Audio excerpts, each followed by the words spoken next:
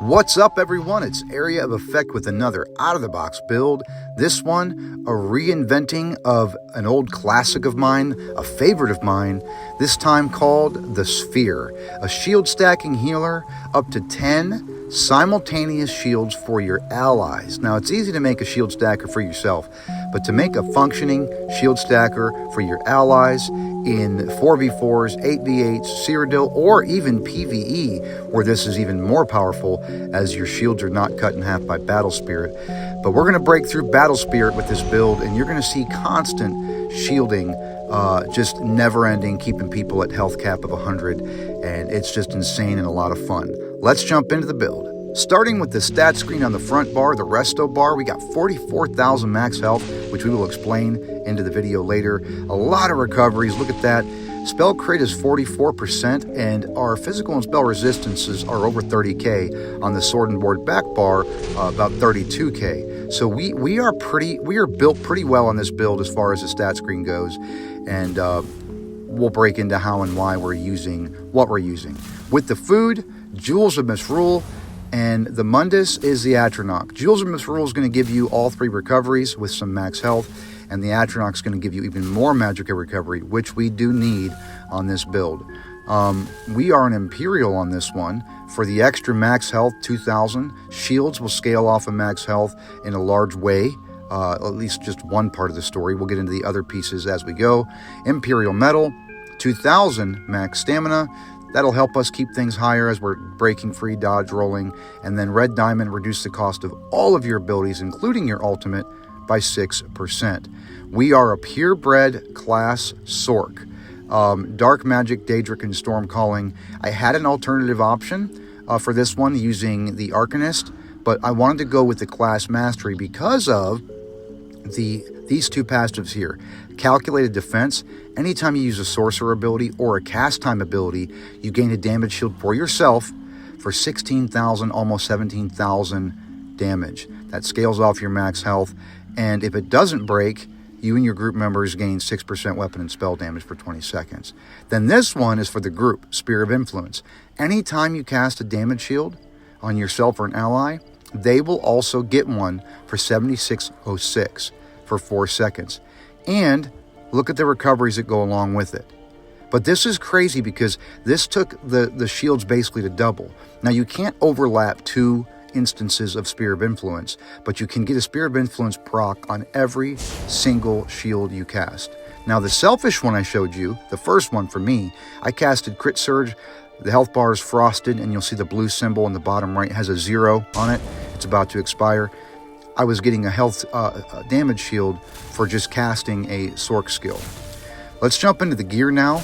This piece, Black Rose Restoration Staff, crit with the precise, I think is imperative on this build. Steadfast Ward, which applies to you and the ally because that's the morph I picked, gives you major vitality to you and your target for 4 seconds, increasing their healing received and damage shield by 12%.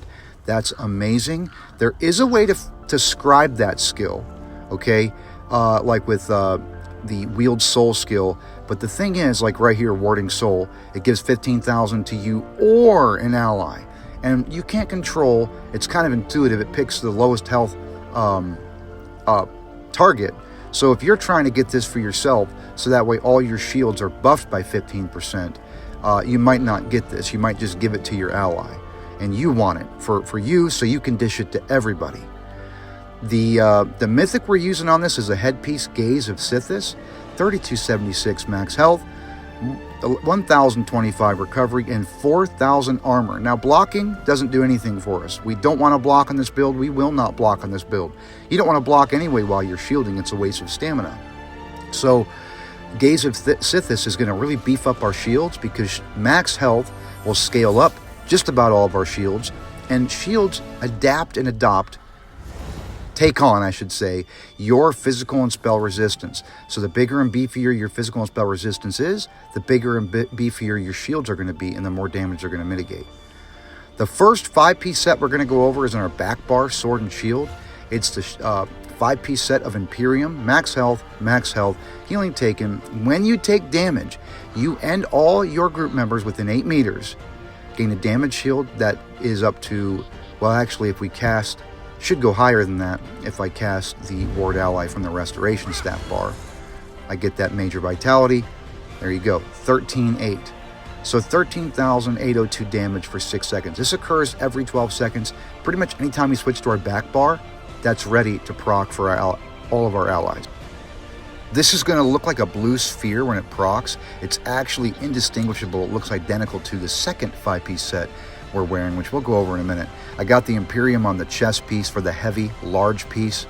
You know, you get more resistance going that way. The 1-piece monster, Baron Thirsk, we're going to get that on the shoulder. 124 stamina and Magicka recovery. I like that dual recovery in 1 piece, and we're wearing medium here so we can get that Undaunted passive to the max. The second 5-piece set, combat position. Magicka, crit, crit. When your heal critically strikes a target, you will grant them a damage shield that absorbs 4954. This will also go up. Remember, cast that Black Rose Ward Ally. We get that Major Vitality, and now it's 5471 damage for 6 seconds, every 6 seconds per target. I love this. This is why we have a couple of healing over times as well, which we'll get to in a minute. That way we can constantly proc combat position. We go ahead and put the light pieces on our gloves and our belt, and where we're not going to get, hurt by not maximizing our resistances. As you see, gold jewelry, all Magicka recovery on this one. We go through a lot of Magicka. We want to keep spamming those shields and layering and stacking those shields. And we'll get into how some of that works beyond these 2 proc sets in just a moment when we enter the skill section. There was a monster set option you could use for more shielding for your allies, and that was the Blind, which we do have, but I didn't want to wear because I tested it. The tooltip's kind of low. It does give minor force, but having that Gaze of Sithis, that big beefy max health and resistance, went a lot further for all of the shields, and we already had 10, so we weren't hurting in that department. Let's jump into the skills now. Ward Ally from the Restoration Staff skill line. This is the skill we use to proc our Black Rose Restoration Staff to get that Major Vitality, increasing our damage shield output by 15%. So you cast that here, and as you see, by the way, it's the red one, but it's casting that gold one, which is the Class Mastery shield, the selfish one. I'm getting that as well because it shows up when you cast a shield. But Ward Ally is actually going to increase its shield tooltip, the lower healthy ally, by the way. All right, next skill, Radiating Regen, also a Restoration Staff skill line. I like this one because it reaches. I don't have a bunch of allies around me. You cast this, and up to 3 other allies will get this heal over time. This is going to help proc the combat position, okay? This is one of our HOTS, healing over times. Now, I know you guys are going to ask maybe, what is this? It's Luminous Order. That's the skill style, which, by the way, came out while I was building this, and I thought, how perfect to incorporate into a shield stacking healer. It has the look. I love it. Anyway, the next skill, Daedric Refuge. Now this one, unlike Radiating Regen, which is on autopilot, it finds the target. This one you got to kind of place selectively and strategically. It throws down 5 different shield nodes that if you walk over them, they're basically a shield ward waiting. 8,000 just about damage shield tooltip there. So you walk over it, you get that egg. It looks exactly like the other Class Mastery shield. That's the selfish one for the Sork. So they're indistinguishable, but as you can see there, you can walk over them and pick them up. This will dish out to 5 allies. Put that in hotspot areas or corners or blind spots. The next one, Bone Surge. Surround myself with a damage shield that's almost 18,000, but it offers a synergy, okay, that gives the allies also a group damage shield up to 38% of their max health, and again gives them Major Vitality. Just another source to offer the damage shield increase by 15%. That's under the Undaunted. Now you could do Spiked if you wanted to be a little more selfish. It still offers a synergy, but they won't get the they won't get the Major Vitality for the shield tooltip buff, but you'll deal back damage to the targets hitting you up to 95% of the direct damage you take. Not bad, since you're already getting Major Vitality from Black Rose. You could go that way. I was, in this screen here, while I was recording this, I just had that selected, but I do like the other one too, the Spiked. All right, the next skill, we're going to go with is Warding Bond. This is our first scribed skill. Okay, you tether to an ally. You grant them and anybody in between a damage shield every second. Okay, it's not high, but it procs, and it also procs Sphere of Influence. And you gain a damage shield when you leave the link for a different tooltip. So it's just constantly. Sometimes you can tether to like NPCs. Let me see if I'm getting a. No, I'm not getting a target. Maybe the horse? No. All right. Well, you tether to an ally, and that tether you saw in the clips. Anybody who goes in it gets a damage shield, and when you leave it, gets another damage shield. The last skill, which is our ultimate on this bar, is going to be Reviving Barrier. Almost 30,000, pretty much 30,000 damage shield for 30 seconds, and heals you and group members over 15 seconds. We got the blue skill style there, and it shot out. It's a pretty beefy shield. I do love this. The Arcanist one was way better, but to stay a pure breed, we had to go with this. All right, on the back bar, the first skill. Warding Contingency, it's a scribe skill, grants a damage shield to you and all your allies that absorbs over 14,000 damage for 8 seconds. It's going to add a heal over time over 12 seconds, and it's also going to hand out Minor Resolve to everybody, increasing their physical and spell resistance. But we want this heal over time to be stacked with it, so that way we can proc Combat Position. Now I like this one because it doesn't cast right away, it loads up. And then when you cast the B button, which is another one, another group shield, which you'll see in a second, they cast at the same time. And then you get the third one because of Sphere of Influence, 3 at a time pretty much. Dark Conversion is another skill we have from the Sork skill line. Heal up front, heal over time, magicka over time, and gives us and our group Minor Prophecy. It's a dark magic skill, so we increase everybody's crit by like 6 or 7%, okay, on that. So I'm going to drain my magicka there. You'll see I get a big burst there of magicka back from 2 casts. It just helps keep us full. It costs stamina, but that's not something we run out of very often. All right, the next skill, Warding Burst, grants you and your allies a damage shield that absorbs 13,000 damage for 6 seconds. Another heal over time, just like the Warding Contingency. But this one grants us and everybody around Major Savagery and Prophecy. So we're going to get our major crit chance there, which is going to keep us, close to 45%. Now, X button and B button, I use like a pair. So there's the burst on its own. Of course, there's the gold ball around me right there. There was the heal over time, gave me the blue Combat Position, and then you saw the Selfish Shield from the Sork class mastery. But I like to cast the X button, load it up, all Sid's Contingency, and then B button, and you get them both at the same time, and you get the Sork Pure Class 1. So it's amazing. The next skill, Power Surge. I usually use Crit Surge, but this is the first build where I haven't.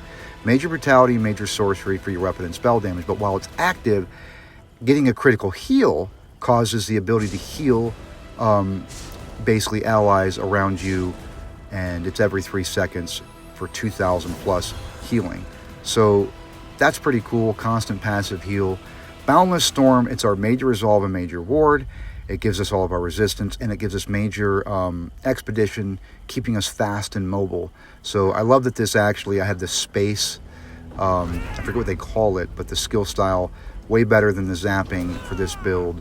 I love how it just goes right in with the theme of kind of being cosmic and celestial. So we will pull that up. What is that one called? That is called Celestial Warrior Lightning Form. So that one came out of, I want to say, a Crown Crate, or it could have been the Gold Coast Bazaar. I can't, or the Tomes. I can't remember. But anyway, I love that. All right, next skill and last one on this back bar, Temporal Guard. It's a Psijic ability. Stack backward in time, restoring your health, magicka, and stamina to what they were 4 seconds ago. It includes your location as well. While slotted, you'll gain minor protection, reducing your damage taken by 5%. So in battle, you can be at this location, be in a bind, drop off an edge, drop off a cliff, round a corner, cast it, your stamina, health, and magicka come back, and you go right back where you were. I love that. But also while holding it, or while having it on that bar, passively while you get a damage shield from the Psijic skill line, which I did not include in my 10, by the way, because it's just for you. All right, into the CP distribution. Fighting Finesse, increased critical damage and critical healing by 8%.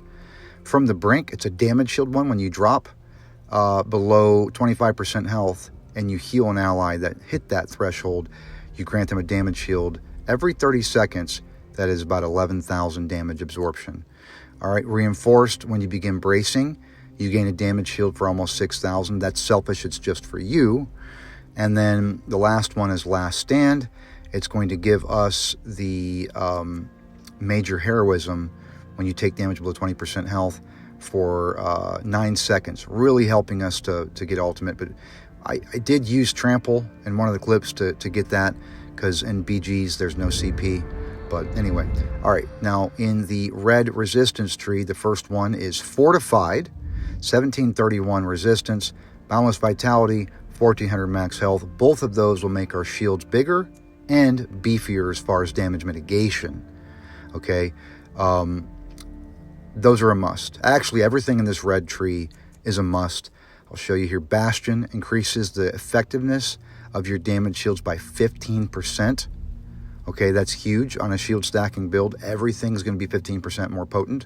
And then Shield Master reduces the cost of your damage shields by 10%. So that's a ton of cost reduction on top of being an Imperial for that 6. We're talking about like 16% damage reduction.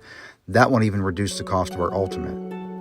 Well, that's going to wrap up the CP distribution and wrap up this build. The Sphere, a shield stacking healer offering your allies 10 simultaneous shields at the same time. That's what simultaneous means.